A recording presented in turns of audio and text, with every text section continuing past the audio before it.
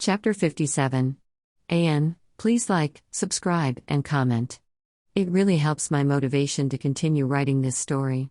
Chapter 57. Peter, Mayday. Mayday. Peter, my friends from New York found me here. Quentin, what? Quentin, I thought that you already took care of that. How did they find you? Recoiling a bit away from the screen, Peter winced at the text that came from Mr. Beck, knowing how royally he fucked up this time. It took him a moment to be able to articulately type out an adequate response. Peter, it was the private investigator that my best friend Harry Osborne hired. They tracked down my location and told Harry so that he was able to find Mary Jane and I in a store. Worrying his bottom lip between his teeth, Peter hesitated before he sent the next text, hating that he was so incompetent that he couldn't resolve this on his own. But he needed help. Advice. Peter, what should I do? Inching forward, closer to the screen, Peter waited on bated breath as he watched the 3 dots appear, indicating that Mr. Beck was typing. Quentin, man. Okay, It took a minute to get a full response back from his interdimensional ally, leaving Peter dangling in suspense by a single thread. Was the situation too messed up to rectify? Peter couldn't really see any way out of this besides telling his friends the full truth, that he was Spider-Man. But that was the one thing that he wanted to avoid. Not only would they shun him, Harry especially, but Peter was now aware that people knowing the truth was just as dangerous for them as the impending elemental attack was going to be. A ding resounded from his phone then, and Peter eagerly lifted it up to his gaze, hoping against all hope that Quentin would somehow have all the answers and would be able to magically resolve everything. Quentin, first off, we have to make sure that Fury doesn't find out about this. Quentin, he'll think it's a threat to his base of operations. Blinking once, twice, Peter could only stare at the words as a sweep of cold dread flooded his nervous system. Peter, you think so? The response that he got back this time was immediate. Quentin, I know so. If only you were able to convince your friend not to follow you here. Shame. Of the highest degree surged in his chest, nearly poking in a sharp manner at his heart. He squirmed uncomfortably on the mattress of the bed that he sat upon, suddenly feeling out of place in his own skin. Quentin, now we'll have to ensure they stay far away from the fire elemental. Failure now, so acute with its intensity, swarmed over him like a dark cloud. Beck was right. If Peter had only been able to do his job, where he would not only convince Harry to stay away but also be stealthy enough of a hero to not be discovered in the first place, then all of his friends would be safe in New York right now. Blissfully unaware of the impending attack from a supernatural fire being. Peter, crap. This is all my fault. What should I do? He wasn't past begging at this point. Peter needed Mr. Beck's expertise, his guidance. Otherwise he risks floundering out into the unknown. All alone as he faced consequences that he wasn't ready to contend with. Quentin, I'm glad that you came to me about this. A breath of relief left Peter, glad to see that the man seemed to be willing to help him. Quentin, do any of them know your secret identity? Peter, none of them except for Mary Jane and my other best friend Ned. Quentin, you should talk to Mary Jane, and also Ned. See if you can brainstorm a way to keep them far away from the fight while also excusing your absence without their notice. It was with a widening gaze where he took in the words on the screen, his breath leaving him. Peter, I hadn't even thought about the fact that I have to somehow slip away without their notice. Shit. It was the truth. He hadn't even gotten that far yet in his internal panicking as he dreaded over these latest events. How in the hell would he be able to do this? Quentin, hey. Calm down. If anything, you can give a simple excuse rather than thinking of something overly elaborate. You can pretend you got food poisoning or something. Or say you have a migraine. Inhaling, Peter forced himself to take a deep, calming breath.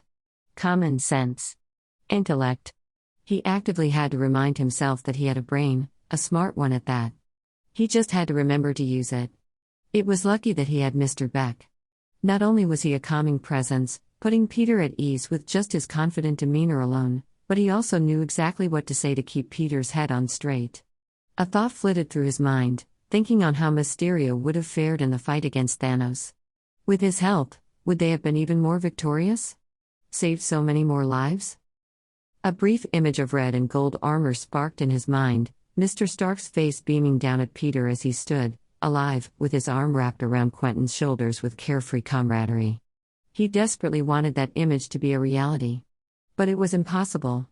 If only Mysterio had come to their dimension a month sooner. Peter, how are you so smart?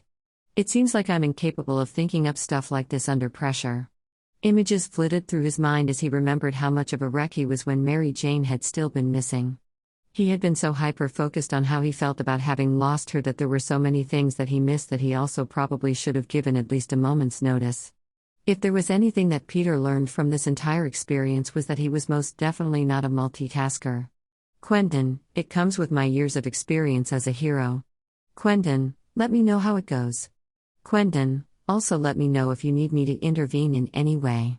Peter was about to type back how sorely tempted he was to just step back and let Quentin handle this, when the door that connected to the other room of their hotel suite opened.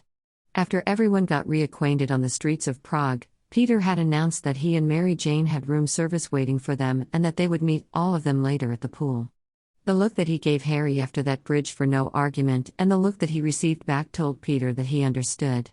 And that he would also take an active role in keeping everyone away for a while. So that Peter and Mary Jane could have some privacy.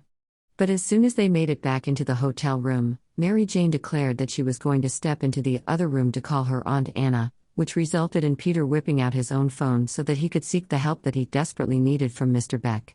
Now, Peter looked up from his phone as Mary Jane emerged from the other room. She paused and sighed as soon as she spotted him before she leaned heavily against the doorframe with her arms crossed. Then, she shook her head minutely as she shot a raised brow his way. Are we going to talk about how you have a permanent look of worry etched onto your face? The distinct feeling of needing to hide his face away from her was palpable. It cut deep for him to know that she was privy to his failures. He knew that she saw him as a hero, but would that image fade the more that Peter's cursed presence continued to fuck things up? He wanted to go back to the simpler days, where Mary Jane gazed up at Spider-Man with adoration and awe in her eyes, before his very existence played an active role in nearly ruining her life. None of them should be here, he finally said, they're only here because of me. It's my fault. Mary Jane scoffed as she rolled her eyes at him in disbelief. Next you're going to tell me that the fire monster even existing is also your fault. Or the Pearl Harbor bombing? Yeah, also your fault, right? And let's not forget the active role that you played in President Lincoln's assassination. Or, okay. I get it. Mary Jane didn't smile or tease then. In fact, her features softened as she went on to say, you know how stubborn and strong-minded Harry can be. I have a feeling that he would have come no matter what you told him. There was a ringing of truth that belied her words. Harry was terribly stubborn. Even if Peter had somehow convinced him that they were alive and not kidnapped, he probably would have found some other excuse to fly over here just so that he could confirm it with his own eyes. But Peter couldn't be angry at him for it. It made him a good friend. Well, regardless, they're here, Peter sighed as he shifted on the bed so that he sat on top of it with his legs crossed. Now we have to try and find a way to keep them away from the festival. At this, Mary Jane frowned in confusion. Why?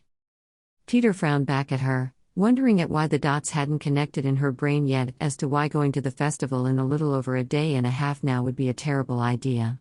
But that was when it suddenly hit him. He never even told her the details about where the attack would take place. He hadn't really seen a need to.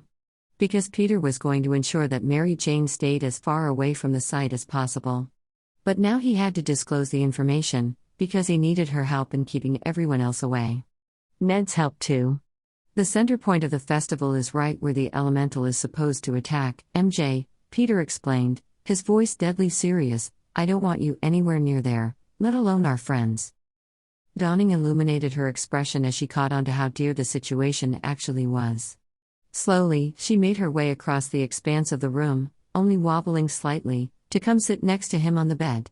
Her stare was heavy as she leveled him with the full force of those green eyes. If he hadn't been so worked up in a state of anxiety, Peter would have noticed more how his heart started beating double time from being inflicted by that stare. But what sort of excuse should we give? Anything else besides the festival that we would do as a group, they would notice your absence, Mary Jane pointed out, already thinking along the same lines as Quentin. A testament to how sharp her mind was, while Peter hadn't even come to that conclusion on his own without it getting pointed out to him. Quentin gave me the idea to say that I have a migraine. Mary Jane twisted her lips in thought. That could work, but I'm not sure that they'll even go for a change of plans, Tiger. They all seemed really excited about it. At least with the festival, you and I can break away from the group and tell them that we want a bit of quality time alone together. Immediately Peter was shaking his head, vetoing the idea. I can't stand the idea of you being that close to the monster, MJ. What if something happens and... Nothing will happen. Fate is on our side, remember? She said in a light and teasing tone. But Peter frowned in the face of it. I'm being serious here, Mary Jane. Mary Jane sighed. I know you are. But you're going to have to put in a little bit of faith in me here, all right? As soon as you say the word, I'll get to someplace safe. We can have Ned steer the rest of the group away too, somewhere on the outskirts of the festival. It could work, he supposed. But there was so much that could still go wrong with that plan. Too many anomalies to consider. Peter still had an anxious look on his face, and Mary Jane gave him a wan smile. The only other solution that I see is that you tell Harry the truth about everything. No, Peter interrupted, his eyes wide. Harry can't ever know. Besides the fact that he can't stand Spider-Man, it's dangerous for people to know my secret. I know that now. Mary Jane paused and hesitated, trapping her bottom lip between her teeth as she worried it slightly. Then she suddenly blurted out in a breathy tone, twinging with underlying hurt that she was trying to hide, "Do you regret telling me then?" Peter blinked at her as she continued to bore holes into his eyes. His features softened as he responded truthfully, "No. In your case, I wish that I told you far sooner. So that you didn't feel the need to find new ways in meeting up with Spider-Man." It was clear that his answer caught her in surprise as her expression became wide while her cheeks darkened. Then, catching herself, Mary Jane coughed to clear her throat. "What can I say, Tiger? You're quite the catch that I wasn't able to resist you even back then." At this, Peter smiled at her softly and took her hand, threading their fingers together. "To be fair, I wanted to spend every waking moment that I could with you back then, too." "Really?" Her entire body melted away any stiffness it held as she cast a secret smile down at their connected hands. "It felt to me like you were always running away, trying to keep me at arm's length." Her thumb ran along his skin, and goosebumps emerged wherever she touched him. It would be so easy to just forget everything and get lost in this. Lost in her. "Trust me," Peter breathed, feeling heat swell in the pits of his stomach. "If I hadn't wanted to see you back then, I never would have agreed to meet you on our apartment rooftop as Spider-Man." The look that he got as a part of her response to his words was very critical. "But you were able to see me anytime you basically wanted when you were Peter? You lived right next door, after all." Peter couldn't help it. He snorted. And Mary Jane gave him a bewildered expression at the noise. "Yeah, but MJ. Do I need to remind you on how you gave me the nickname Tiger?" Peter laughed softly as her cheeks flushed further at the reminder. "You didn't like me back then. You admitted yourself that you thought I was a meek weakling before you got to know me." He was now at the point where he could look back at those early days and laugh.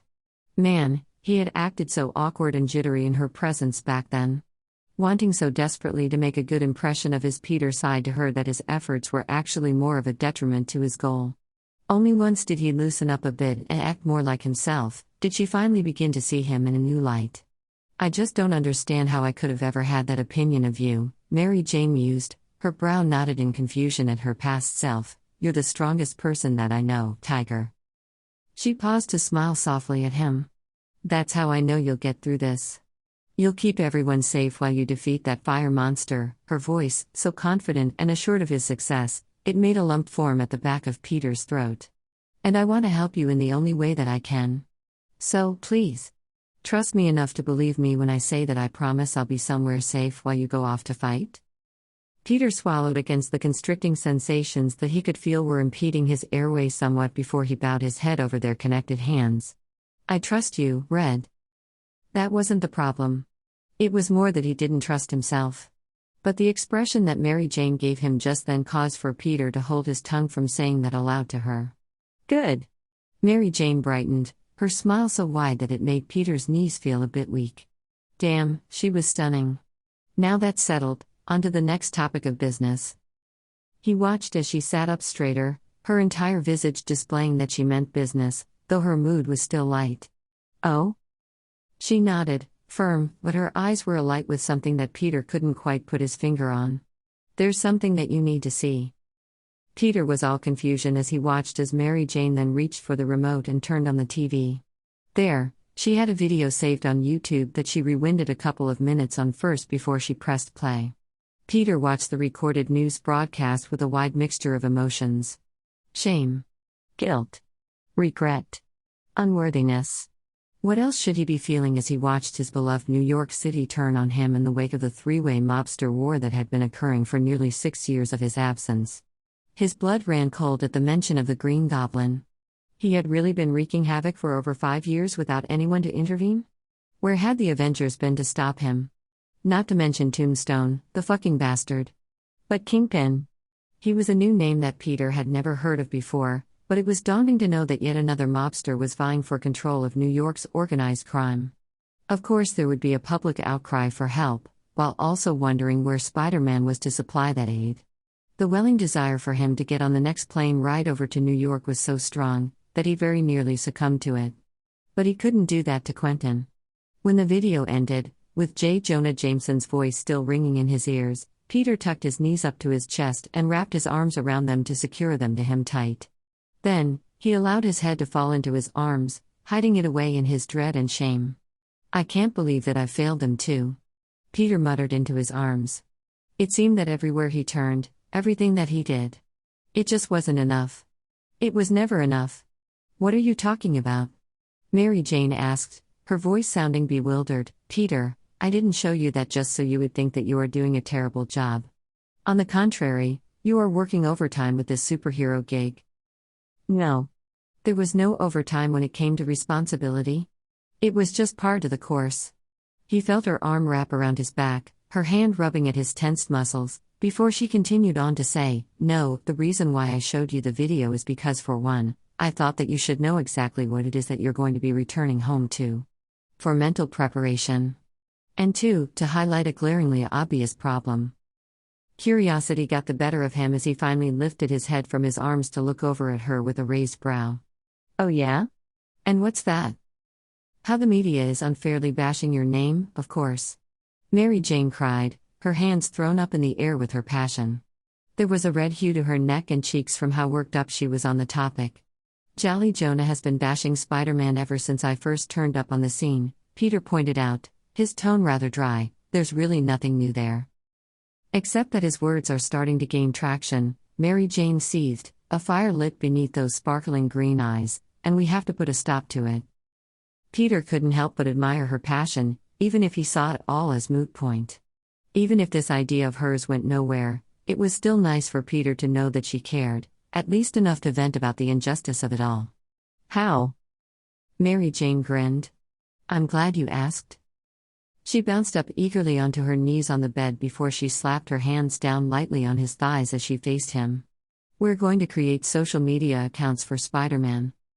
It took a long moment of Peter staring dumbly at Mary Jane's face before he finally shook his head, resolute. No. Absolutely not. A pout marred her pink lips, accompanied by a pucker in her brow. Why not? It's too dangerous? A slight tilt of her head joined the fray of her expression. And it was so fucking adorable that Peter had to fight to keep his serious visage. How so? Anyone with decent hacking skills could track the IP address of my phone and use that to figure out who I am. Any post that he submitted as Spider-Man wouldn't even last an hour online before his identity would be discovered and blasted all over the internet for anyone to see. It would be a living nightmare come true. But Mary Jane obviously didn't see it the same way as him as she rolled her eyes. But you're smart and can encrypt your phone so that it's untraceable? Like you did when you called me as Spider-Man when I was in Denver. The reminder was so staggering that Peter couldn't help but flush as he was suddenly reminded of where he got his particular cell phone. And how he had already fiddled with the mechanics of it to see what sort of encryptions it already had. He sighed before he begrudgingly admitted, my phone is actually already encrypted. Fury gave it to me, so of course it is. Mary Jane beamed, as though this was all a minor issue that already resolved everything. See? I take that as a sign of fate. There was that word again. Fate. And what exactly would social media accounts for Spider-Man solve? Peter asked critically. It wasn't that he wanted to outright go against her idea, but he really didn't see any merits to it. She gave him a look that said that it was rather obvious. Think of it, Peter. That way you can communicate directly with the public. And the media can try to spin it, but at least people can make up their own minds by looking at the direct source. She had a point there. Besides, Mary Jane continued, ever since the snap happened 5 years ago, there's this app called TikTok that's boomed in popularity. I watched some compilation videos of them on YouTube today, and some people get millions of views.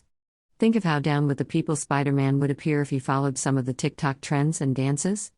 That on top of an Instagram account should get you a pretty wide audience. He's heard of TikTok before the snap.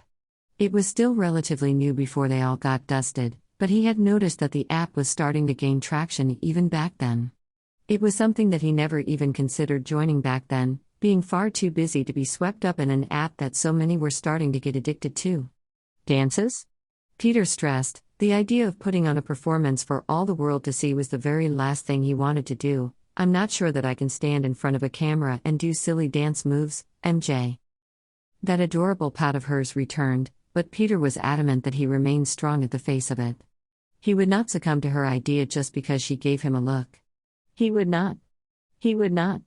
He would not. Why not? She asked, her voice slightly pleading. You'll be wearing your mask. And people will see it as very humanizing of Spider-Man. I think part of the problem is that a lot of people don't see you as what you are, which is a human being. If you reveal some of that part of you to them, show them that you're just a normal guy who just so happened to be graced with superpowers, the population will grow a connection with you. They'll rally behind you, and Jameson can go cry in a corner about his lost ratings. And we can then live happily ever after. She finished with a dramatic flourish of her arms as her voice was forced with whimsy. Peter couldn't help but chuckle, but the last part of her idea definitely had its appeal. He could see himself living happily ever after with Mary Jane. Peter mused, conceding that she did have a bit of a point. Still, he could never see himself doing those dances. But perhaps an Instagram for Spider-Man wouldn't be the worst thing in the world. Can I think about it? Her expression lightened now that she knew that he was even considering it. Of course. This is your life, after all, Tiger. I don't know, I just want to help. I don't like seeing them not appreciate you after all you've done for them, what you're still doing for them. And it's not really their fault, I know. They're being spoon-fed lies about you. But you have a way to set the record straight, Peter. Don't let the media, or J. Jonah Jameson, dictate your voice. Peter worried his bottom lip between his teeth, hesitating mightily, before he really conceded by saying, all right, I promise I'll think seriously about it. Mary Jane grinned. That's all I ask. How's your aunt, by the way? Peter asked, wanting to change the subject. He wasn't quite comfortable yet with the idea of standing in front of a camera having to explain himself to the public masses, let alone following a coordinated dance. He was used to being behind the camera, not the other way around. He was a photographer, not a public speaker or a social media influencer. She's good. She, told me that my dad is in London on assignment for General Ross, Mary Jane tried to say nonchalantly as she shrugged one shoulder at him. As though what she just said wasn't as big of a deal as it was. I guess he wanted to stay semi-close by just in case. Peter frowned. Did he have to worry about Molten Man making a reappearance? That would be just the icing on top of the fucking cake, wouldn't it? The last thing that anyone needed was another fire being showing up while Prague was being threatened by the fire elemental. How did he even know that we were staying in Europe? Aunt Anna told him, Mary Jane sighed, but also with a twinge of irritation. Then it seemed as though she forced herself to let go of the negative emotion before she swallowed and peeked over at him. You know.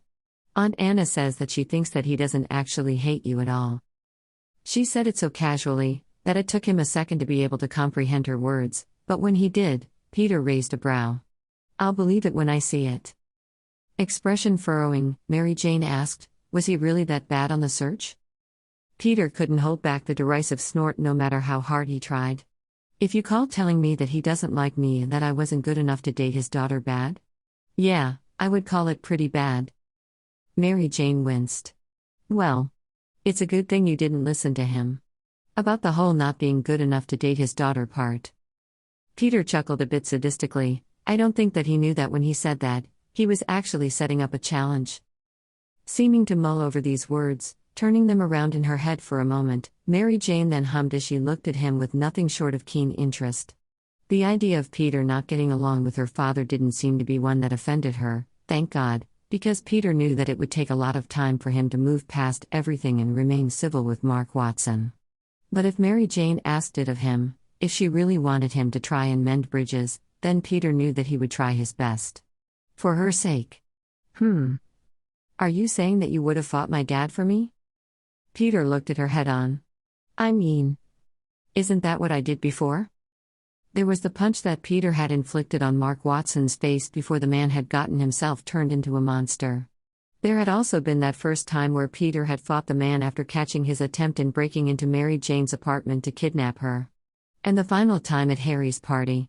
Before Peter subdued him and they carted him off to the Raft prison. In his mind, all of that had been for Mary Jane. To protect not only her physicality but also her honor. Her lips twisted in thought, obviously remembering the same instances as he was. Well, when you put it that way. Speaking of your dad. Peter broached carefully as he reached forward to take her hand again. A part of him felt that he shouldn't even be bringing this up at all.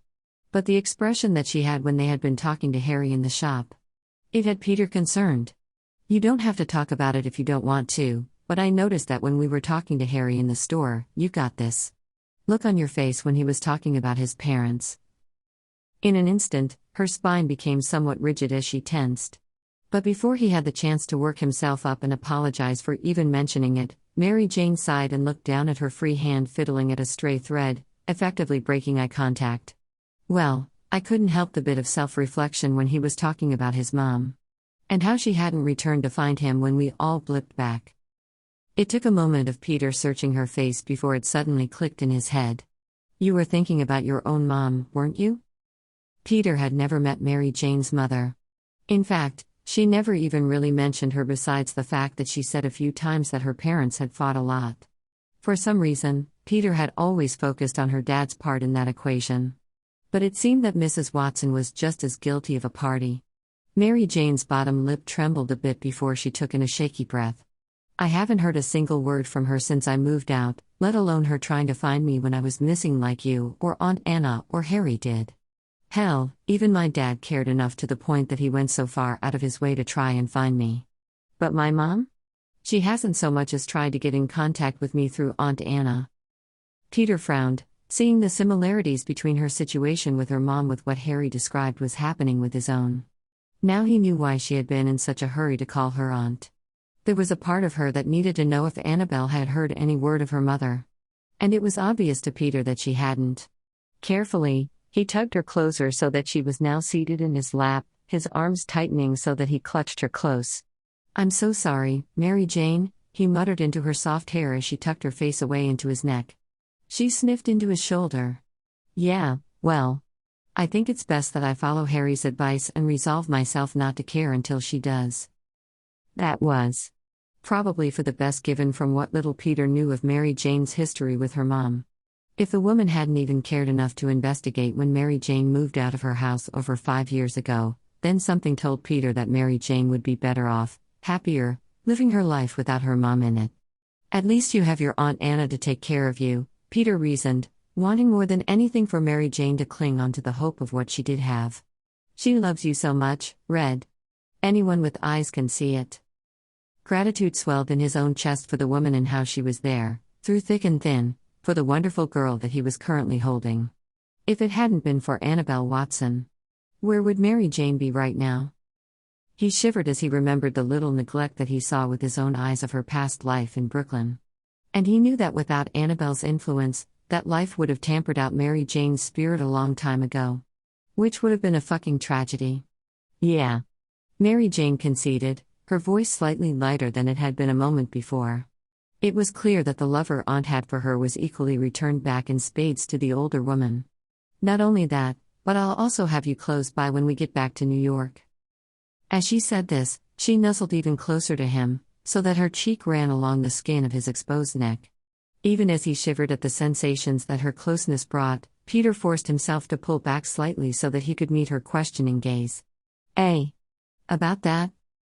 His hesitancy caused her expression to grow concerned. What is it?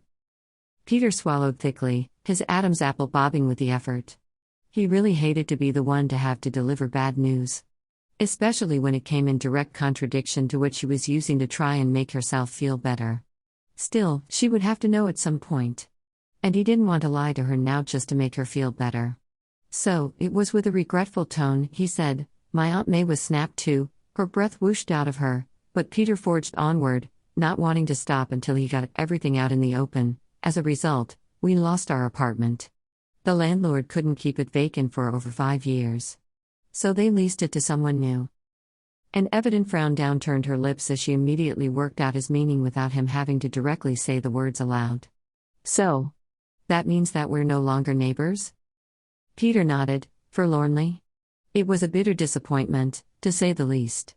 He had gotten so used to the idea of Mary Jane being so close that he may have taken it for granted before. It's kinda sad. You won't be the girl next door anymore. And just when the benefits of having you live so close by would actually work in our favor. Mary Jane's shoulders drooped as a sullen look overtook her. All the while, she ran the tips of her delicate fingers slowly up and down his chest in a sensual manner.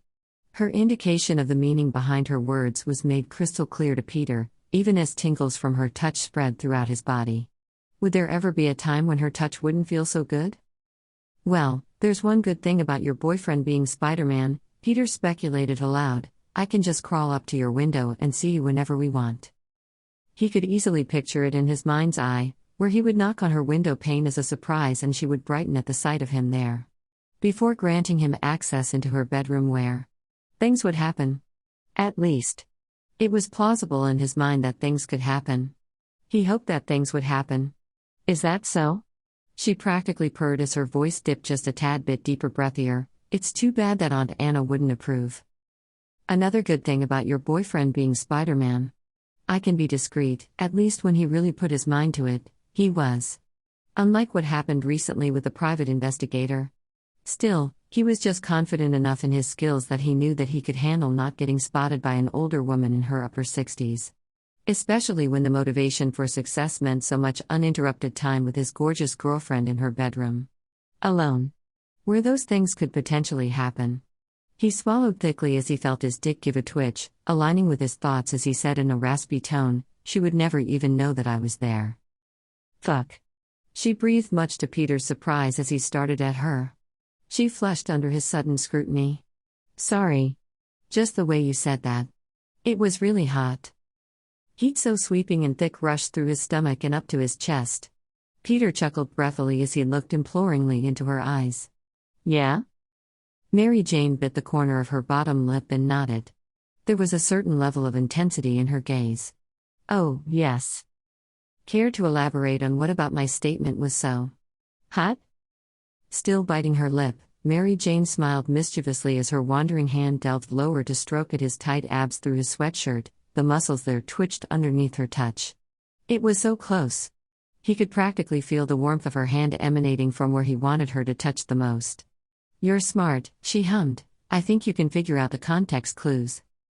For some reason, her reluctance to say the words aloud was just as provocative to his senses as the feeling of her fingers currently were.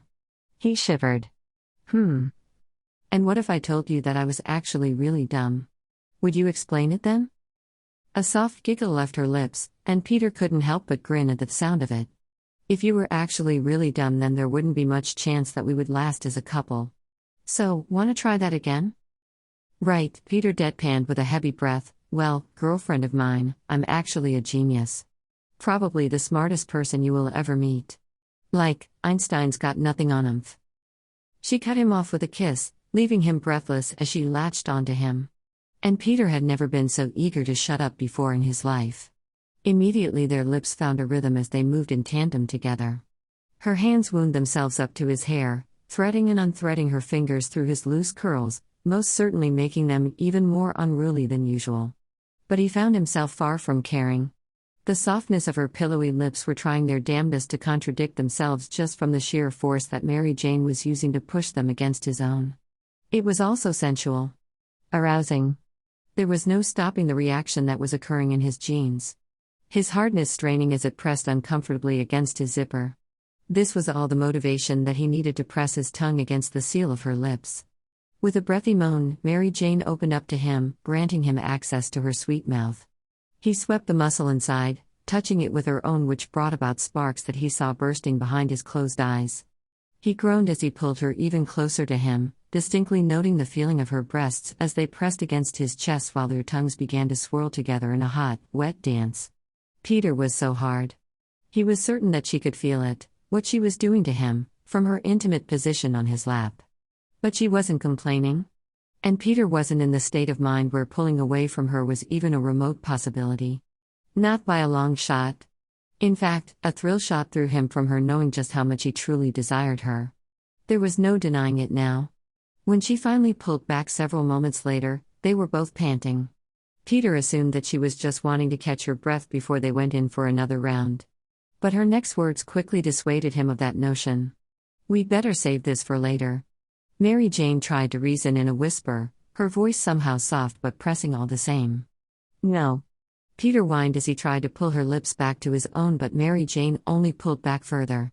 It was the exact opposite of what he wanted her to do right now. "We only have a bit of time to talk things over before we promise to meet the others at the pool," Mary Jane reasoned. "I'm not sure if we will have much time to ourselves in the coming days in order to have these conversations. And you know that they will come looking for us if we don't show." "They better not." Peter grumbled. "They already crashed our first date." He couldn't help it. His erection was jutting so pointedly against the zipper of its confinement that it was difficult to think of much else. All that he wanted to do was fall into the embrace of all things Mary Jane. She gave him a wan smile. "Well, then we'll just have to plan a new first date for when we get back to New York. Plus, it might be better that way anyway. I'll be able to walk around better and have gained a bit more of my strength then." Peter sighed, conceding to her point. Hating that logic was even a factor right now when his brain was obviously vying for him to focus on other thoughts. Sexual thoughts. Disappointment was like a wet blanket being thrown over him, and knowing that he couldn't continue down that train. Especially when the girl of his desires was still sitting on his lap. He closed his eyes painfully and forced in a steadying breath, pushing himself towards patience. When he finally felt his heartbeat leveled just a bit more from its pounding race, he opened his eyes to meet her own. "Later?" He couldn't help but ask, hopefully. Her grin turned into a smirk, though there was definitely still a lascivious nature to her overall expression as she looked him up and down. "Oh. Definitely later." Peter grinned at the promise of their future makeout session, able to better surrender their time with it now if such an occurrence in the future was just on the horizon. Besides, there were questions still of his own that he wanted to ask her. A sudden thought came to him, and he knew that he immediately wanted to know the answer. "Fine. If there are other things we should discuss, then I just have one quick question for you." Mary Jane raised a brow. "Shoot. Why didn't you tell me that you could sing?" Mary Jane froze as she stared at him wide-eyed. "What do you mean?" He smiled to himself as he recalled her sweet voice, like a siren song that he listened to on repeat when he still couldn't find her. "You're really good, you know that?" But instead of taking the compliment, Mary Jane stared at him as though she thought he had grown a second head. "But you've never heard me sing. How could you possibly know that?" Understanding dawned as Peter shot her a sheepish expression. "I may or may not have gotten my hands on that CD that you sent in to get auditions." Eyes widening, her cheeks got a bit pink as Mary Jane groaned and bowed her head. "I'm going to have to confiscate that from Aunt Anna when I get home." "No need. I actually have it with me here." Her head shot up so fast that Peter briefly thought that she was trying to give herself whiplash. "What?" Nodding to both her and himself, Peter said, "Yeah, your aunt gave it to me before I left New York to find you." "Give it to me, please," Mary Jane asked, pained. Peter watched her, confused by her reaction to this. Didn't she also see how talented she was? How beautiful her voice was? "I will," he conceded, somewhat unwillingly. The track on that CD brought him so much comfort when he hadn't been able to fall asleep at night because of his fear for her, but just so you know, I made a copy of it on my phone. "Delete it?" Peter shook his head. "No can do, Red. That copy is all mine." He couldn't see himself giving it up. He's grown too attached to the song. In fact, he could see himself falling asleep to it from now on, lulling him to the land of unconsciousness like a lullaby. She groaned again, as she covered her face with both of her hands, appearing embarrassed to Peter's analytical gaze. "Why are you so embarrassed?" Peter pressed, genuinely not understanding. "Your voice is amazing. Now I can see why you would do so well on Broadway." Shoulders slumping somewhat in defeat, Mary Jane dropped her hands from her face and minutely shook her head at him. "I'm not really embarrassed. It's just a really old recording. One that I'm not the proudest of." "Well, I disagree with you wholeheartedly on that front," Peter said passionately as he ducked his head down to try and catch her downcast eyes. When he finally caught them, he gave her a smile, "Because when I thought that I was going crazy from lack of finding you in Italy, the only thing that kept me sane was listening to your voice telling me that someday soon, there would be a time for us. Your words gave me hope, Red." He could tell that slowly his words were starting to take effect on her. Straightening her posture slightly, she looked at him with something akin to wondrous curiosity. "Really?" she asked in a small probing voice, genuinely wanting his honest reassurance in this. Because this was her dream, even more so than her dream of being a model. Broadway was the aspiration that Mary Jane kept tucked away deep in her heart. It was her true passion. "Yeah," his voice ringing with nothing but the truth, "it was like you were right there with me, telling me not to give up." Peter raised a hand so that his thumb ran along her cheek. The skin there looked so porcelain and felt so smooth. "Besides, you are your own worst critic, right?" A corner of her lip twitched upwards with the slightest of increments. "Well, singing is directly involved with one of the things that I care most about, which is Broadway." Then, seeming to remember something, she slumped once again as she gave a heavy sigh, "Especially since it seems like my modeling career is officially in the dumps. Unless Mr. Lincoln is willing to give me another chance." Her words were like ice to his veins. "No," Peter cried out in a panic as both of his hands gripped her shoulders tight, as though subconsciously looking to keep her here with him and far away from that monster. She jumped at his outburst, staring up at him with wide, unblinking eyes that displayed her full shock. He needed to explain, get it through her head that she must never find herself in the same vicinity of that man ever again. "Mary Jane, you can't ever go see Lincoln again." She shrank back from him, wary, even as he kept her within his grasp. Perhaps some would see this as an overreaction on his part. But after everything that's happened the last month, Peter's anxiety was difficult to keep a lid on at times. And this? This he was most definitely anxious about. "Why?" she finally asked him, no longer startled, but now deeply perplexed. No one would be able to blame her. In her mind, Peter was asking her to cut ties with the man that held the key to one of her dreams. But in reality, Lincoln only opened the door that led to her destruction, and as a direct result, her destruction would be Peter's own devastation. If he ever lost her, Peter would never be able to forgive himself. But he couldn't take his anxiety out on her. She was the innocent party in all of this, only guilty in Lincoln's eyes by her mere association with him. Peter forced himself to inhale a slow and steady breath before he released it in a staccato. Once he felt measurably calmer, he tried again. "He was the one who orchestrated your entire abduction. Lincoln was behind it all, Mary Jane." If possible, her eyes got even larger. The hue in her cheeks deserted her, leaving her with a pale visage. "How do you know all of this?" It was clear to him that his words were seriously rattling her to the core. He hated that he had to tear open these healing wounds for her while simultaneously pouring salt into them. But this was important. It was better that she knew the truth rather than having her unwittingly walk back into the clutches of Lincoln, completely unaware and unprepared for the consequences of such a choice. "I did some digging before I left New York to try and pinpoint as much information about your whereabouts as I could," Peter said, making sure to go slow so that there was no chance that he would be misheard or misunderstood in any way. Mary Jane deserved clarity after all of the lies he had spun to her back before he knew that she had figured out his secret. "Miss Grant, Lincoln's secretary, told me everything. Your photographer for that one photo shoot, Eddie Brock? He was in on it too and admitted as much to me after I threatened him." Her breath left her in a rush. And it felt as though a whole minute passed without her taking in a single inhale of air. But in Venice, they kept mentioning Tombstone and how he was the one in charge of everything. Tombstone was the one that wanted information on Spider-Man, not Lincoln. Why did he have to keep hurting her? All of this was his fault. Even telling her the truth now caused her pain. Tombstone is an alias, Peter said gently, so soft that it was just barely above a whisper. Lincoln is Tombstone. A shaky hand came up to cover her own mouth, covering her own horror. Tears escaped from the corners of her eyes as they trailed down her cheeks. Peter reached for her hands, but she batted them away, shaking her head so resolutely to herself. I feel so stupid, Mary Jane cried as she squeezed her eyes shut, tears getting pushed out past her lashes and onto the apples of her cheeks from the action. Raising her clenched fists, she pressed them into her closed eyes. I was gullible to the point where I actually believed that someone wanted to hire me as a model. Mary Jane, Peter pressed as he tried to coax her hands down, but she shook her head stubbornly against his attempt at a guiding touch. Hey, look at me, Red. Please.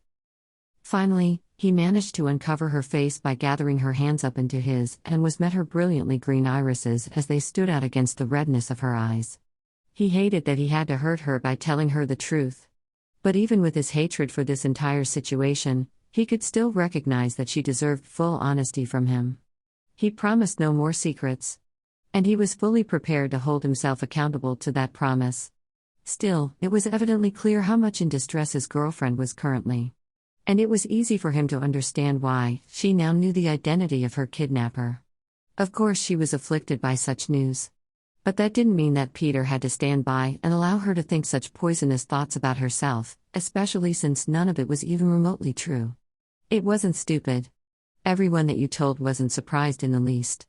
Because you have the looks and talent enough to be a supermodel. It wasn't your fault that Lincoln took advantage of your natural expertise. But it kinda was my fault, she breathed out a gasp as new round of dawning horror overcame her, lost in a memory she was, by the dazed look in her eyes as she fixated on a point near his chest.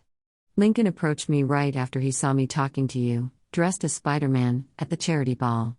He was throwing compliments at me for how I reacted to the bomb and I was eating out of the palm of his hand. So stupid, Mary Jane, she cried, hitting her own forehead with her palm. Peter immediately caught her wrist to keep her from hitting herself further. Hey, stop that. If anything, it was my fault. I knew better than to talk to you so familiarly in public like that. But I'm the one that went there searching for you, Mary Jane said, pointedly, a frown marring her bleak, yet still so brokenly stunning, features. Peter sighed. Yeah, but I'm the one that deliberately stuck around just to speak to you. Mary Jane paused. And blinked at him. Why you did? Peter nodded, accepting the truth of his own lack of responsibility on this matter, before he began to carefully reply. When I was hiding away in the air duct, before the big man's threat about the bomb came on the speakers, I spotted you talking with Harry at the bar, wearing that gorgeous green dress and I don't know, I guess I was, jealous? Mary Jane supplied, her eyebrows rising to the highest degree. Peter nodded, his neck flushed with creeping heat. So if anyone here is to blame, Mary Jane, it's me. He would accept the full blame of this. It was his fault. If he hadn't been so jealous of Harry back then he probably would have been more sensible when it came to his decision to talk to Mary Jane as Spider-Man in front of so many witnesses. Including the infamous Tombstone who happened to run a criminal enterprise, an empire that Peter had threatened every time he went out on patrol. No wonder the man was gunning for him. He probably caught on to the familiarity between Mary Jane and Spider-Man instantly when he saw them talking. And then formulated the plan to get to him through Mary Jane right then and there. Mary Jane stared at him for a long moment, studying him, until her features hardened as she replied vehemently, no. His head staggered back slightly. No? No. If anyone's to blame, it's Lincoln. Or should I say, Tombstone. She said severely, a dark cloud over her visage. He had never seen this side of her before, where she spoke with such ferocity. It was clear that she now hated Lincoln. With a burning passion.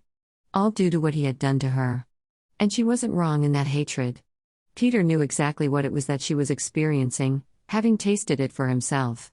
Just so long as she made sure that it didn't completely consume her and take over her life. But still, she had a valid point and Peter sighed, conceding to it. She was right that he probably shouldn't shoulder this burden of fault regarding this. Not when it so obviously lay at Lincoln's doorstep. You're not wrong there. But what are we going to do about him? Here I was terrified by the faceless tombstone in my mind. But to find out that it was Lincoln all along? Mary Jane asked as she worked it all out in her mind. Then she looked over at him sharply, all of the color draining from out of her face. He knows who I am. That we somehow have a connection. He could find out about you just from your association with me. At all of this, Peter had a slowly building dark smile that overtook his face. Something that felt like a vindictive streak stroked at his chest. Oh. Don't worry about all that, MJ. I've got it covered. There was still a look of niggling worry that stayed on her features as she looked to him for answers. How? Let's just say that once I'm through with him, Lincoln is going to wish that he never laid eyes on you, let alone did what he did to you. Mary Jane shivered at the firm passion in his tone. He hoped that she would see that he wasn't kidding on this. That he was taking this very seriously. Tombstone's days of freedom were numbered. Why, you're not going to? The words kill him lingered unspoken between them. Peter recoiled in surprise before he resolutely shook his head. No. I mean, sure, beating him up will be personal for me. He has to pay for what he put you through. But after that, he's got a date with destiny at New York's finest prison. She shivered again, but this time for a completely different reason. At the same time she also released a sigh of relief. You care about me that much? To go that much out of your way?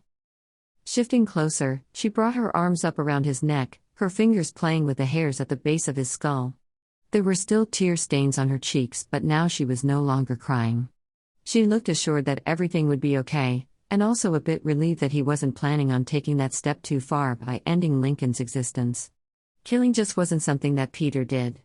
It never even crossed his mind to do that to Lincoln. But that didn't mean that he wasn't going to relish the opportunity to rough up the crime lord when the time came. Trust me, it's not putting me out at all. It will be my pleasure to teach him a lesson for messing with my girl. My girl? She echoed, the barest of smiles tickling her lips. Enough that it chipped away at the hard edge that Peter had constructed around him when he thought of Lincoln. He softened. He couldn't help the small smile that he directed at her, adoration in his eyes. And of course I care about you. Meeting you is the best thing that could have ever happened to me. Mary Jane seemed to melt a bit at this before she hesitated. When I was in captivity, there was a part of me that was afraid that you forgot about me after I was missing for 5 years. Especially if you hadn't been snapped and continued on living your life. Peter stared at her. I thought the same thing about you. I was afraid that if you hadn't been snapped, that you would have moved on with your life and forgotten all about me. I even thought that I would have to show up in your fabulous adult life and try to persuade you into giving me a chance by convincing you that age is just a number. A look of amused surprise momentarily came over her face. So you were going to? What? Convince 21-year-old me to date a teenager? Peter shrugged one shoulder. I'm nearly 17. It would have been legal then. Plus, intellectually, some would say that I'm at least 25. Mary Jane snorted. Let's just be glad that things managed to work themselves out in that department. She teased. Are you saying that you're glad that we both died? Peter asked, a sardonic brow raised in her direction as her lips twisted in thought. I'm saying that if we both had to be gone, then I'm glad at the very least we got to come back together, she said tactfully. And he could see what she meant by it. He would never be glad for her death. Mary Jane deserved to live. And she probably felt the same way about him. So, no. They wouldn't celebrate the fact that they died together. But they would be grateful that things managed to work themselves out for them in the end. Maybe it was that pesky fate again that kept intervening in their lives. The dying part did suck, though, she added as an afterthought and with a shudder. Peter winced, remembering how awful disintegrating into dust actually felt. It was one of the least merciful ways that Thanos probably could have done it if everyone else had experienced the same level of pain that he did. It hurt even worse to know that Mary Jane had also been affected by that pain. I'm sorry. He apologized, his tone of voice imploring. I really tried my best to prevent it. Her brows furrowed. What do you mean? Peter blinked, confused. Before it suddenly hit him. She didn't know about what he had been doing before the snap.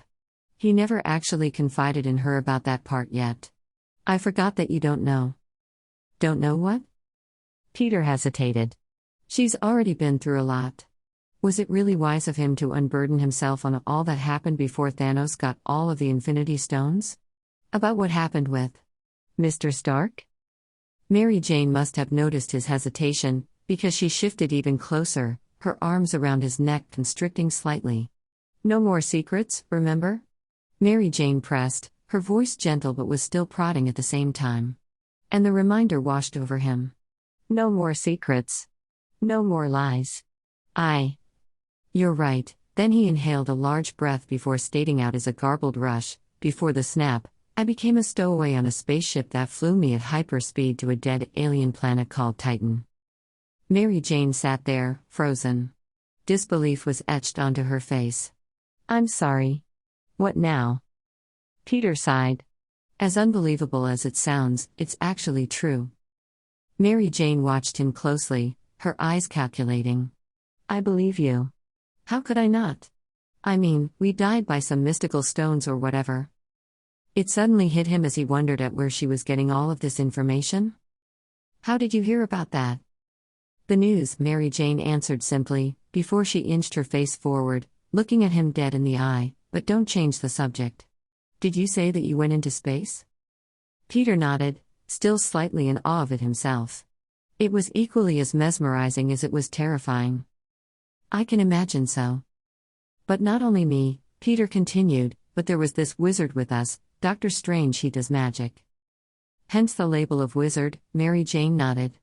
But Mr. Throat suddenly constricting, Peter cleared it hastily as he tried again. Mr. Stark was on the ship too. Mary Jane's eyes widened. What? That was when the entire story tumbled past Peter's lips. He told her about the immediate tension between Mr. Stark and Dr. Strange after they took command of the ship by defeating the magical alien that had kidnapped Dr. Strange.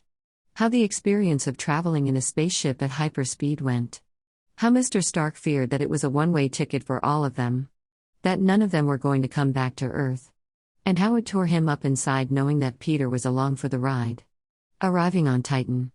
Meeting the Guardians of the Galaxy. Deciding to team up with them, after a small fight with them, before coming up with a plan of attack for when Thanos arrived. The fight once Thanos did arrive. How their plan had been working. Where Mantis had Thanos partially under her sleep powers. Then how Mr. Stark had called him over for his help, needing Peter's super strength to try and pry the gauntlet off of Thanos' stubborn fist. How they just barely had it off when Star-Lord ruined everything by hitting Thanos across the face when he learned of his girlfriend's death at the hands of the Mad Titan. How they lost when Thanos stabbed Mr. Stark before Dr. Strange gave up the Time Stone. The feeling of bitter defeat when Thanos left with the stone through a portal. The waiting after that. As Peter took care of Mr. Stark and his injuries. Then. The feeling of dying. Disintegrating into nothing but ashes and dust. How terribly painful the experience had been, because his spider sense had been heightening the sensations he had been feeling as it tried to warn him of a danger he had no hope of stopping. Then. His acceptance. Mr. Stark holding on to him as he drifted away to nothingness. He didn't stop talking until he was finished. He went into every detail of what he had been thinking, what he had been feeling. Opening himself up to her until he felt bare and raw. She had begun to quietly cry when he explained his death in gruesome detail, how excruciating the pain had been. How devastated Mr. Stark had looked as he stared down at Peter, hopeless. And then what? She asked out, breathless after Peter had trailed off, not saying a single word for several beats. And then. I came back, Peter shrugged one shoulder, the Avengers brought us all back. Everyone assembled to fight Thanos' army. I killed a bunch of aliens because I somehow got my hands on the gauntlet. I managed to hand it off then. And my injuries. It was so bad that it even hurt to breathe. I watched the fight from a distance for a while, waiting for my super healing to kick in, and then he cut himself off, seeing the horrible replaying of events in his mind's eyes. And then. He saved us. All of us. It was impossible for the name to pass through his lips now. He felt unworthy as guilt clawed at his chest. Peter should have been able to save him, use the gauntlet himself instead. Yes, if he had been the one to do it, one of his arms probably would have withered and he would have been in critical condition for quite some time. But Peter had no doubt that he would have survived performing the snap instead of him. You don't have to say anything further if you aren't ready yet, Tiger, Mary Jane soothed, seeing the evident pain and distress on his face at the mention of his mentor, gone. I get it. Peter nodded before he rested his forehead against her own. I'm not quite there yet. That's okay. He gave her a wan smile as he stared at her slightly cross-eyed. It does feel nice to talk to someone about all that happened. Besides the Avengers, only May knows. I'm honored that you trust me so much, Tiger, she said as she moved her head away from his so that she could stroke his hair back away from his forehead. Since day one I've trusted you. Peter confided, needing her to know this. Not telling you the truth before was never about my lack of trust in you. I don't know, I guess I don't really trust the world, the people in it, I mean, with the safety of those that I care about. And I include myself in that category, Red. She paused and shot him a critical look. You don't trust yourself? How can I when I've messed up so many times already? Peter asked as he shrugged, trying to act blasé about it, but in reality, his words felt like a weighted stone in the pit of his stomach. You're doing that thing again where you're selling yourself short. Mary Jane said with a disparaging shake of her head at him. She never did like it when he talked about himself in a negative light. Before she sighed, I wish that you could see yourself in the same way that I saw you. Yes, you've made mistakes. But we all fall short at times. It's what makes us human. Most people's mistakes didn't result in the deaths of innocent people or the destruction of public property. But Peter gave her a wan smile instead of responding, secretly disagreeing with her assessment but not wanting to voice that opinion aloud in fear of upsetting her. She ran her thumb along his cheek. Now. That got a bit heavy. But I'm glad that we talked all that out. Me too. Everything within him did feel a lot lighter after finally releasing the bustling thoughts out in the open that he's been having for the past month. Mary Jane gave him an encouraging half-smile before she studied him for half a second. You want to go back to being just Peter and MJ again? She asked with a knowing look in her eyes. Some tension released from his shoulders as he relaxed. Yes, please. So long as I get dibs on being MJ again. She giggled softly at him. You're so adorable, sometimes. Only sometimes? Funny. You happen to be adorable all the time. He watched as he actually managed to get her to blush and he grinned slightly in victory. Careful, Tiger. When you go around saying things like that, you risk me attacking you with a kiss again. Is that a threat?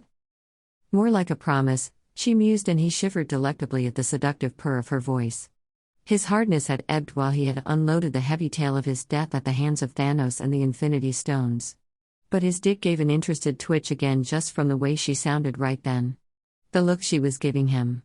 You know, Peter drawled, I've faced a lot of villains and bad guys over the years. But I don't think a single one of them was as effective as you are in getting me to shiver in my boots. You're positively diabolical, Miss Watson. A brow raised up on her forehead before she quipped back, it's just the first step of my evil plan of taking over the world, Spider-Man. And here you have me. At your complete and utter mercy, Peter murmured as he drew in closer to her lips, indicating without words how she had his essentially trapped by her position on his lap. What are you going to do with me now? She smirked. I definitely have a few ideas, she said, closing the remaining gap between their lips. In an instant, Peter glided his lips against hers, enjoying the tingles that her warm touch emitted in him. A groan left him. This was what was right in the world. He honestly thought that he would never get used to the feeling of her lips against his own, the taste of her mouth as it clashed softly against his. But just when he was about to introduce his tongue into the equation by pressing it against the seal of her lips, requesting permission to push forth into that sweet mouth of hers, a loud and continuous bang came at their door. Yo, penis Parker. Flash's obnoxious voice resounded from the other side of the thick door. Peter and Mary Jane jolted apart, both of their gazes whipping to the ornate slab. Get your pants on, man. Everyone is waiting for you downstairs at the pool. Peter deflated, sighing before he rolled his eyes, grumbling. Why can't we just ever get a moment's peace? But Mary Jane was giggling as she placed one last chaste kiss on Peter's lips before she scrambled off of his lap, placing her bare feet onto the floor. Hold on a minute, Flash. Not everyone can be as quick in all things as you are, Mary Jane called as she grabbed the bag full of her clothing purchases before making her way to the bathroom door, closing herself inside as she prepared to get ready. There was a beat of silence before, dude, you have Mary Jane in there? Peter groaned as he fell back onto the bed, covering his face as he felt the heat flood it. There was another pause before Flash continued on to say, "Oh. I'm going to tell everyone about this." Peter jumped to his feet and nearly ran for the door, pulling it open in a rush, only to be met by the smug face of one Flash Thompson. "Don't," Peter warned. Flash snorted. "Why not? Don't you want everyone to know, anyway? You're getting some action, buddy. Nothing wrong with that." "Buddy?" Peter echoed, his voice flat and dripping with confusion as one brow was raised in the other boy's direction. But Flash continued on as though he hadn't heard him as he looked over Peter's shoulder to peer into the hotel room. "Is she staying in here with you?" A thunderous cloud took over Peter's visage as he glowered at Flash. "That's not really any of your business, Flash." Flash chuckled, undeterred. "Maybe not. But since when have I made it a priority to mind my own business? Why are you all sour, dude? I'm actually impressed." It's not like that, Flash. I don't want you to go around spreading gossip with the others." "Why the hell not?" Flash enthused, his arms animated as he spoke. "Staying in the same hotel room as her would have been the very first thing that I would have announced to the group if I were you." Glaring, Peter said in a rush, "It's because she's having nightmares, all right?" This got the spark in Flash's eyes to dim really fast. The boy in front of him frowned as a worried pucker appeared on his forehead. "Nightmares?" Peter nodded, his hand came up to rub at the tension in his neck tiredly. "She's been through a lot." Flash tensed. "Man. I knew that something went down, but I guess it's never really hit me how serious it was." That wasn't even the half of it, either. But Peter nodded again before giving Flash a pointed look. "Please don't talk about it in front of her. She has been doing a good job at moving on so far. It wouldn't be healthy for her to backtrack." "Of course," Flash said, soberly. Peter then allowed himself to give Flash the slightest of smiles, glad that he was understanding of this at least. So long as Flash treated Mary Jane with respect, Peter wouldn't see any problem with his presence, at least no further problem than the fact that they were all here in Prague to begin with. Peter then hooked his thumb in the air behind him, indicating the empty room. "I'm gonna go change now. Tell the others that we'll be down soon, all right?" Flash nodded, seeming distracted now as he was lost in his own thoughts. "Yeah, sounds good, man. See you down there." As he turned away, Peter closed the door. Peter was quick about stripping his clothing before he stepped into his swim trunks and put on a t-shirt, so that he could walk the halls and lobby before they would make it down to the pool. Still, he ended up having to wait on the couch for Mary Jane as she took her time in the bathroom. He wondered at what was taking her so long, but decided that it didn't really matter since there was no way he was going to rush her. When she finally emerged from the bathroom, she saw that he was already dressed and waiting for her on the couch and donned an apologetic grimace. "Sorry. I had to make use of that razor now that I finally got my hands on one." Peter's cheeks flushed as his eyes automatically strayed to her exposed legs, so smooth and bare.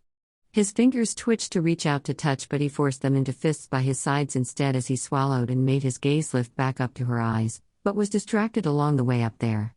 She was wearing a loose blue dress over her swimsuit. He could see the strings of burgundy red peeking out from underneath, around her neck. The brilliant royal hue of the blue of her dress really managed to make her red hair pop, which was down and around her shoulders in tousled waves. "You look beautiful," he found himself blurting out. She paused and stared at him before she smirked. "You say that like we're about to go to the prom or something instead of the pool," she teased. Despite himself, he smiled as he shrugged. "I just like that color on you." She looked down at her loose dress thoughtfully. "Good to know. If we ever get into a fight, then I know exactly what to wear to distract you in order to get into your good graces again." A bark of a laugh escaped his chest.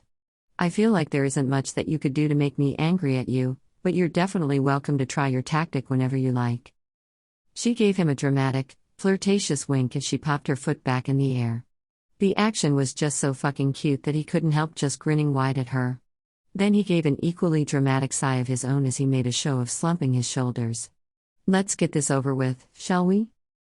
"Why so glum, Tiger? We were planning on going to the pool tonight anyway," she asked just as Peter slapped his own thighs before standing, making his way over to her. "I was kinda hoping that we would have that time alone," Peter grumbled, All of those ideas he had, plans of spending the evening away with his bikini-clad girlfriend in the hot tub, making out heavily to help make up for all of the time they have already lost. "We have all night, Tiger, after the pool," she said in a voice that was as soft as it was equally heated. "You're not called into work tomorrow, remember?"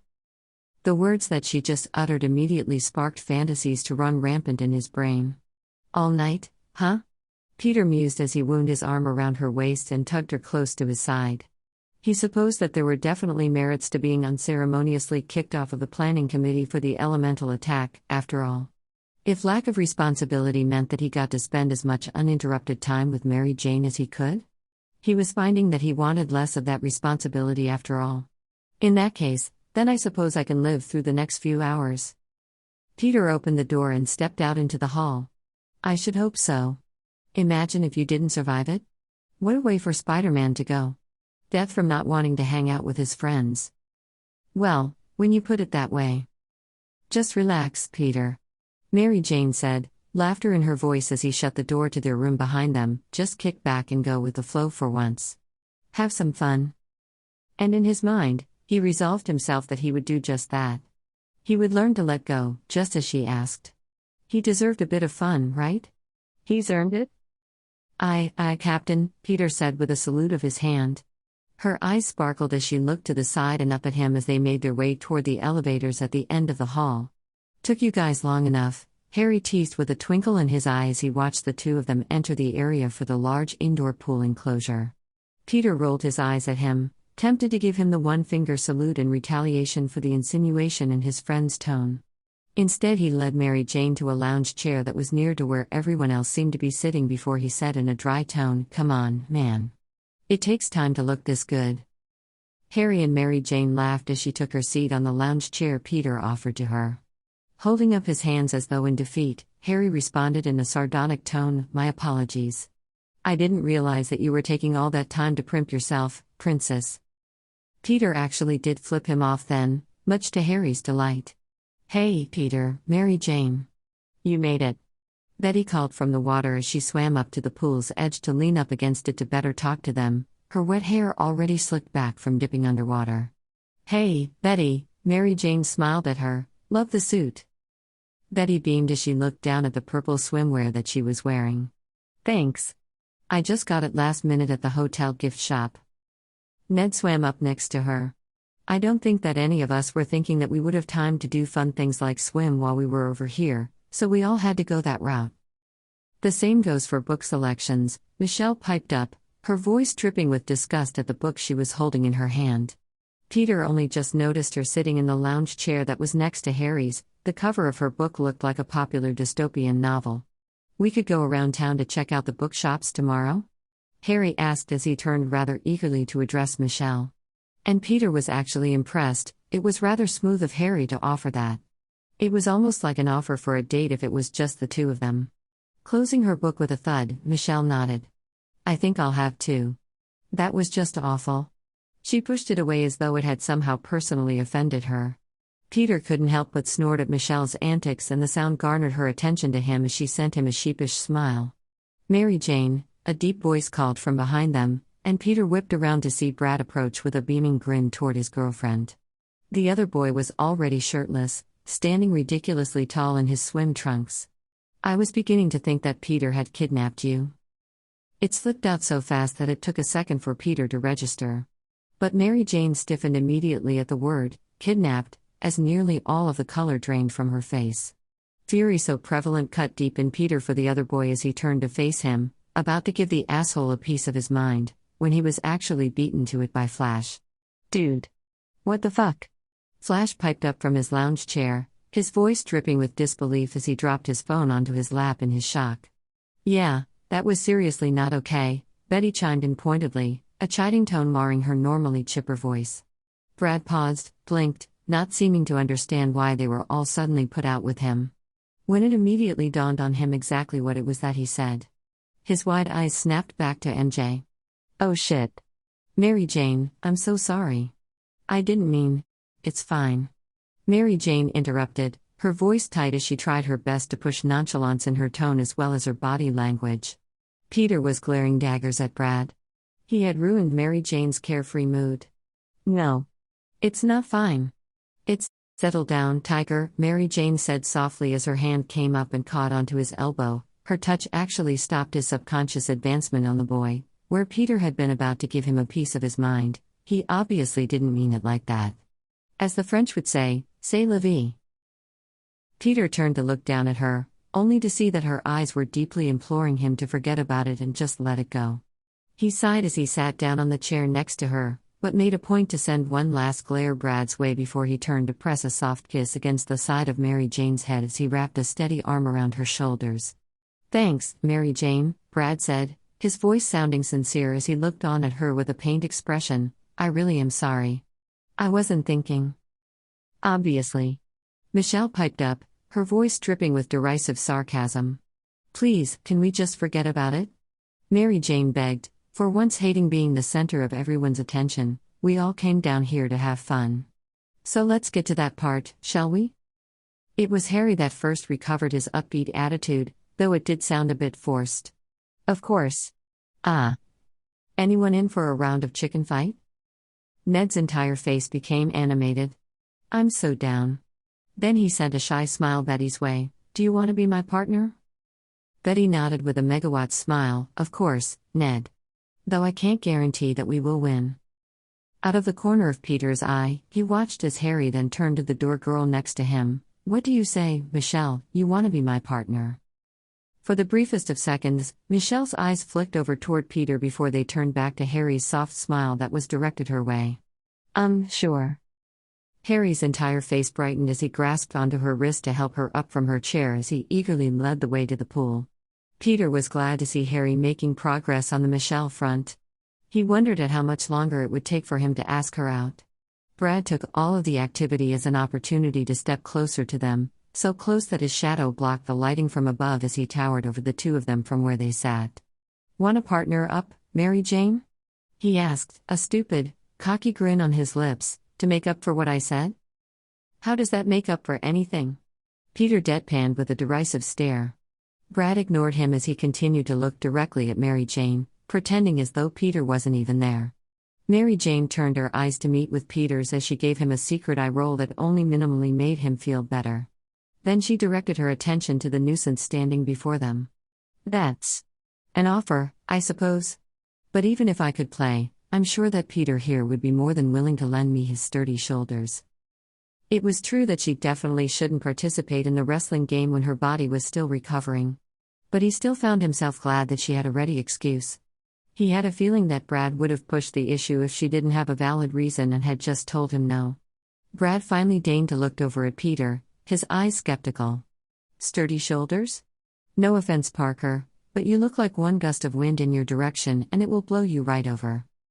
Peter knew that he usually wore baggy t-shirts or a bunch of layers to help hide his muscular physique, but even he knew that what Brad said was an over-exaggeration if Peter has ever heard one.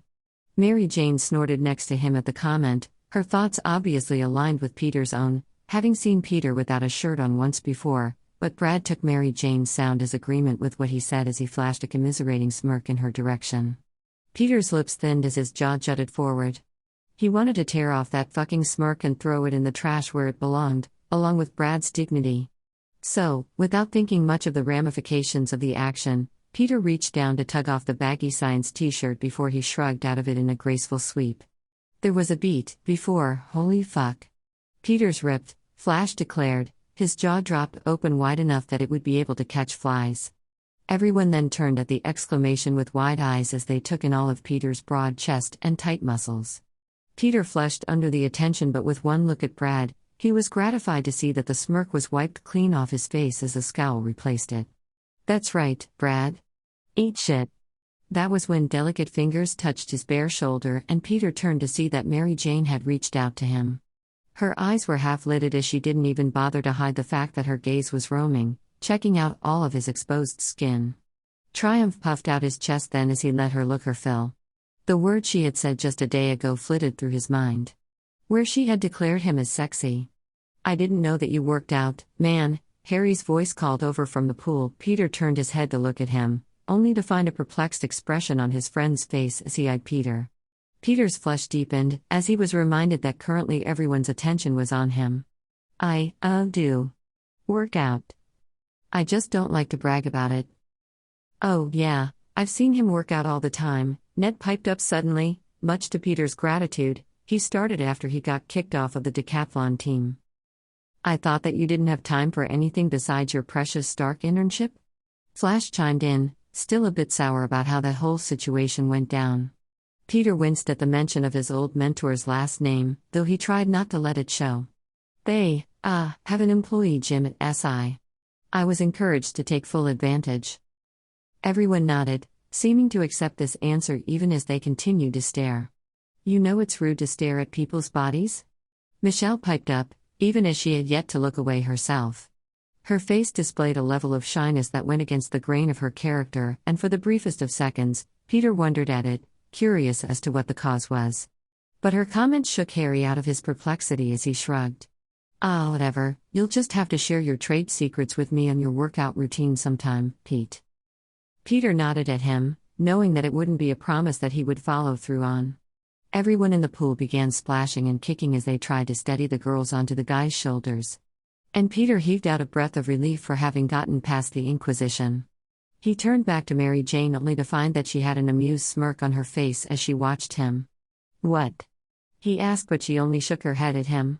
Nothing. Nothing at all, Tiger. There was a teasing lilt to the undertone of her voice, but there was also heat. It was just the sort of expression that Peter loved seeing on her. It made him feel carefree. Alive. Did you need help getting in the pool, Mary Jane? Brad suddenly piped up, breaking Peter from his stupor of Mary Jane's gorgeous green eyes, as the other boy tried his luck again. He was seriously still standing here?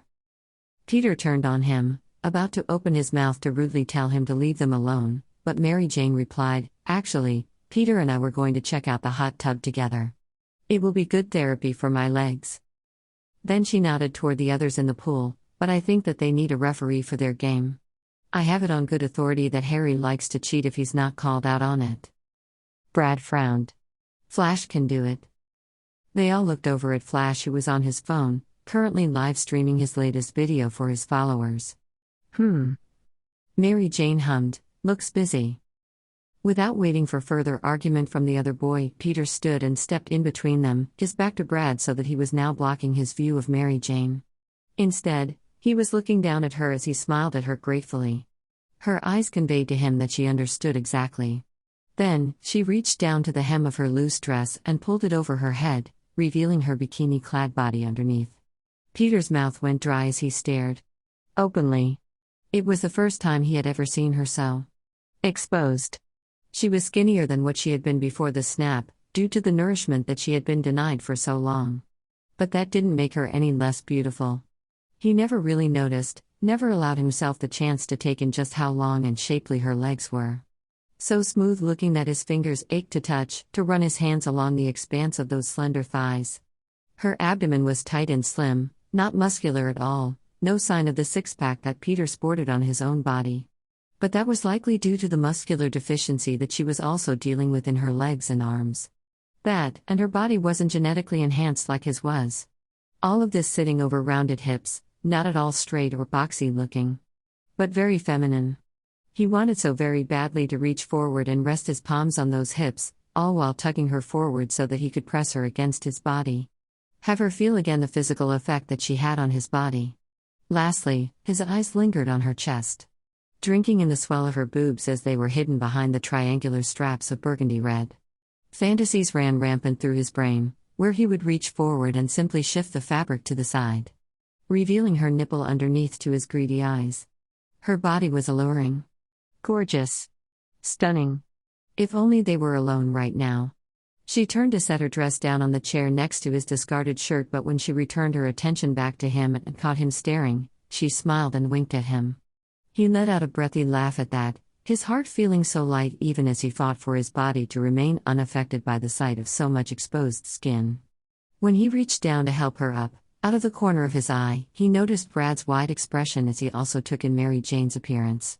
Peter's mood soured somewhat as he deliberately tucked her in close to his side, trying to cover her from the asshole's eyes as much as possible as they sidestepped him and left him there.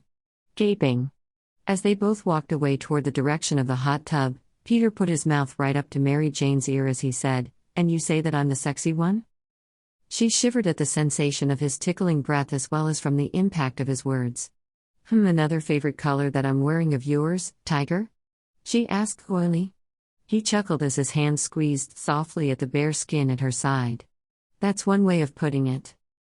They reached the large hot tub, which was more like a miniature pool as he helped her down the steps into the steaming water so that she wouldn't trip and fall. They both sighed as the hot water touched their skin, letting it soak in deep to soothe at their muscles.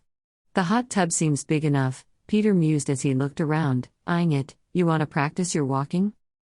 She nodded, liking this idea. Anything that she could do so that she would recover faster. He knew how much she hated her current lack of motor skills.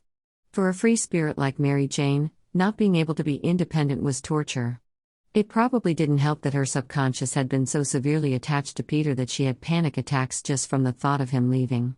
Though she seemed to have mostly moved past that now. "Do you need a hand?" he asked, but she shook her head. "No. The water should keep me up just fine." "You can sit there and admire the color you love so much," she said as she pushed at his chest until she forced him to sit on the hot tub bench. "Relax for once." "For me?"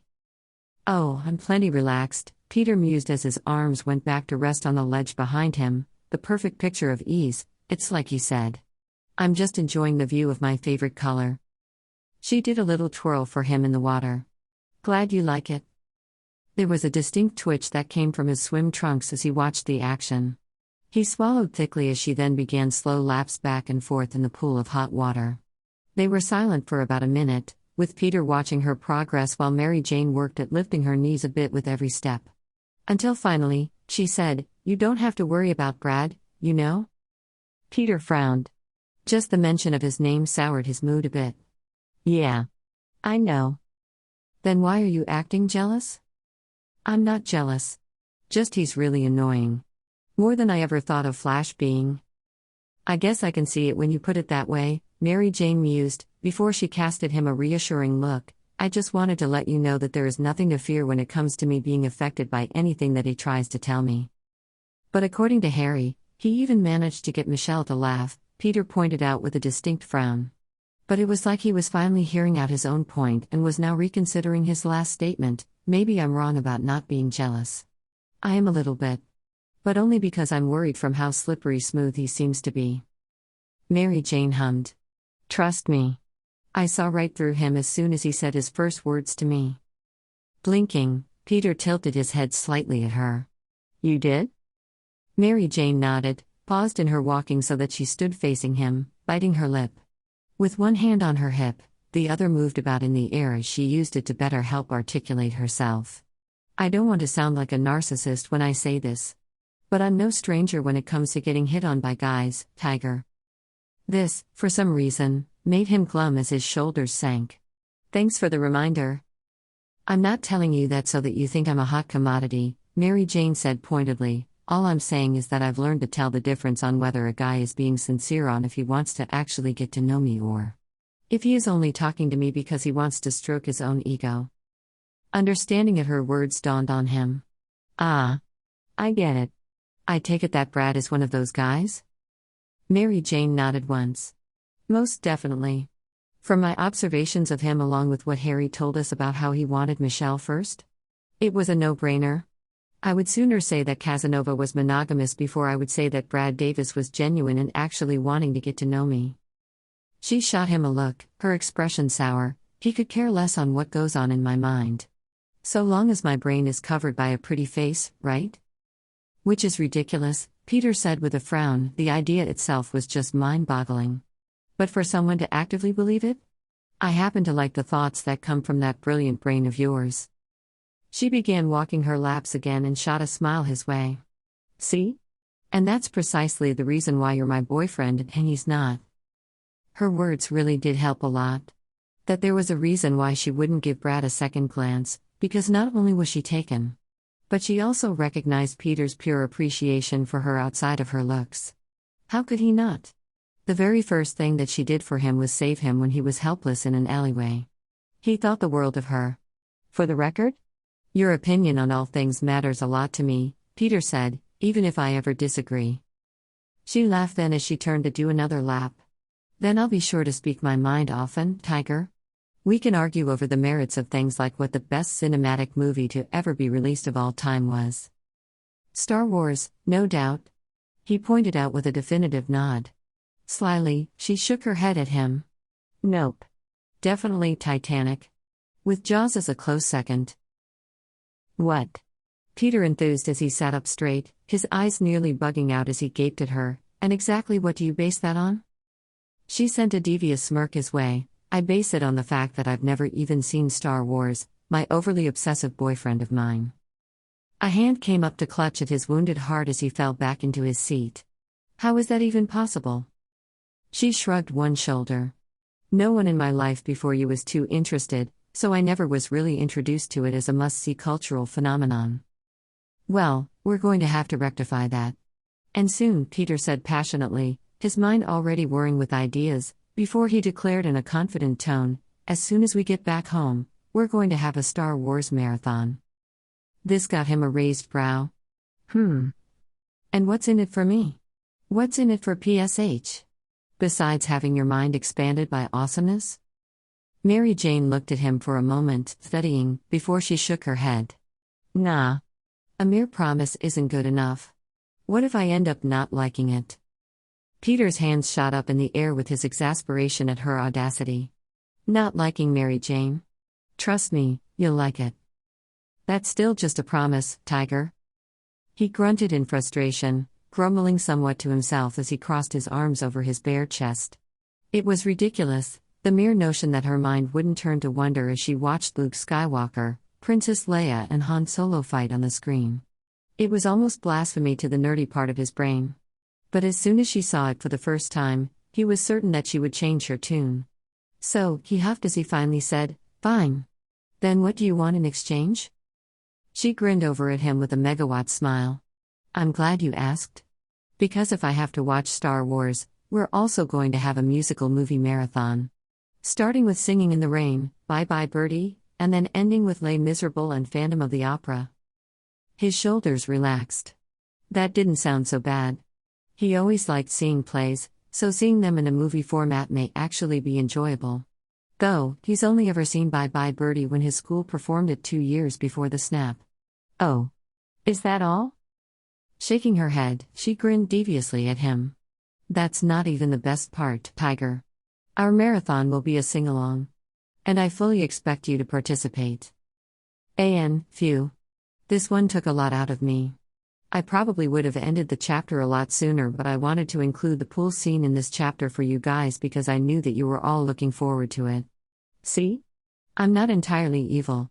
Please leave me a comment of your thoughts for this chapter. I appreciate all of you who have stuck with this story thus far. I know it's getting really long and I'm trying my best to pull out all the stops and making sure that the story stays fresh. It helps that there is a lot of rich Spider-Man lore to be inspired by. My goal is that there will never be a filler chapter in this story. Even the fluff chapters have a bit of purpose to further the plot. Thanks again for reading. And don't forget to follow me on my socials so that you can remind me to update and laugh at my memes. I also appreciate memes being shared with me, too, winking face.